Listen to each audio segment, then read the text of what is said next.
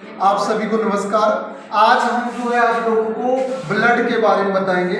पूरे हमारे शरीर में जो है ब्लड बहता रहता है और इसी द्वारा हम ऑक्सीजन हमारे शरीर में जाती है, ठीक है, फेफड़े से होकर, रक्त से होकर कोशिकाओं में, और CO2 बाहर आती है। हम रक्त के प्रकार और उनके बारे में जानते हैं। देखिए, रक्त कोशिका जो होती है उसके 3 भाग होते हैं। रक्त को खून, रुधिर, लहू, ब्लड आदि नामों से जाना जाता है। तो देखिए, जो इस आपका रक्त होता है ये RBC होता है। RBC रेड ब्लड कार्प्यूसेल्स, जिसे हम लोग लाल रुधिर कणिकाएं कहते हैं। उसके बाद WBC, इसे श्वेत व्हाइट ब्लड कार्प्यूसेल्स, सफेद रुधिर कणिकाएं कहते हैं हम। और ये तीसरा पार्ट होता है प्लेटलेट्स। ये ब्लड के 3 प्रकार होते हैं, रुधिर के 3 प्रकार इसके अंदर पाए जाने वाले इनके भाग होते हैं।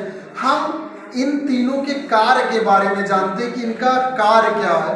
देखिए, सबसे पहले आपका जो ये O2 जो है, आपका RBC यानी कि लाल रुधिर कणिकाएं जो है ऑक्सीजन को फेफड़े से लेती हैं, शरीर तक पहुंचाती हैं। शरीर पहुंचाने के बाद शरीर से CO2 कार्बन डाइऑक्साइड लेकर पुनः फेफड़े तक पहुंचाती हैं और फिर फेफड़े से आगे जाकर इन्वायरमेंट में निकल जाता है। एक तरह से लाल रुधिर कणिकाएं जो हैं रेलगाड़ी का काम करती हैं, बस का काम करती हैं। ऑक्सीजन कार्बन डाइऑक्साइड को ले, जैसे बसें रेल और एरोप्लेन जो है यात्रियों को ले जाता है, वैसे रेड ब्लड कार्प्यूसेल्स लाल रुधिर कणिकाएं जो हैं वो ऑक्सीजन को ले जाती हैं, कार्बन डाइऑक्साइड को ले आती है, ट्रांसपोर्टेशन का काम करती है। अब हम आ जाते हैं ब्लड व्हाइट ब्लड कार्प्यूसेल्स। ये आपको सैनिक की तरह काम करती है। आपका सैनिक क्या करता है, अगर हमारे देश में कोई फालतू चीज हो, लोग आ गए जो हमें नुकसान पहुंचा सकते हैं, तो उनको जो है मार कर गिरा देते हैं। ठीक उसी तरह हमारे शरीर में WBC होती है। आपकी WBC, अगर मान लीजिए हम लोग कभी हाथ धुलकर नहीं खाए, या हम बिना धुले चीजों को खा लिए, या हम कहीं से कोई गंदी, यानी कि अगर मान लीजिए हमारे शरीर में भोज्य पदार्थों में बहुत सारे जो है बैक्टीरिया, वायरस, कीटाणु रहते हैं जो हमें आंखों से नहीं दिखते।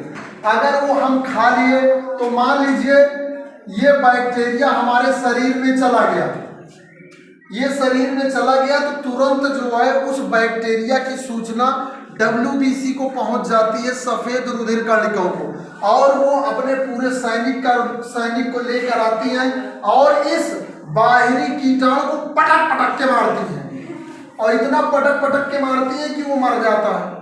ठीक इसलिए ये सैनिक की तरह काम करती हैं WBC। तो जो WBC, इसी तरह हम लोग चाहे जो खाते हैं हमेशा नहीं बीमार पड़ते, लेकिन कभी कभी ऐसा होता है कि हम ऐसी चीज खा लेते हैं जो WBC उससे लड़ नहीं पाती है, तो हम फिर बीमार हो जाते हैं। जैसे हमारे शरीर में एंट अमीबा हिस्टोलिटिका पहुंच गया, एंट अमीबा हिस्टोलिटिका पहुंच गया, या प्लाज्मोडियम पहुंच गया, तो एंट अमीबा हिस्टोलिटिका से पेचिस हो जाती है, पेचिस। उसके बाद प्लाज्मोडियम से मलेरिया हो जाता है। प्लाज्मोडियम अगर हमारे शरीर में पहुंच गया तो मलेरिया हो जाएगा, एंट अमीबा हिस्टोलिटिका पहुंच गया तो पेचिस होने लगती। ऐसे बहुत सारी बीमारियां हैं जो फिर हम क्या करते हैं, हम बाहर से दवा लेते हैं। जब दवा एक बंदूक की तरह काम करती है, जब हम दवा खाते हैं तो ये दवा जाती है WBC के पास।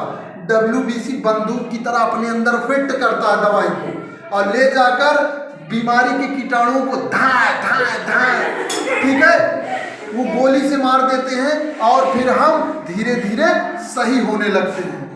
तो ये इस तरह से जो है सैनिक की तरह काम करते हैं। अगर सैनिक को बंदूक ना दिया जाए तो किसी काम का नहीं, वो आम आदमी लगेगा।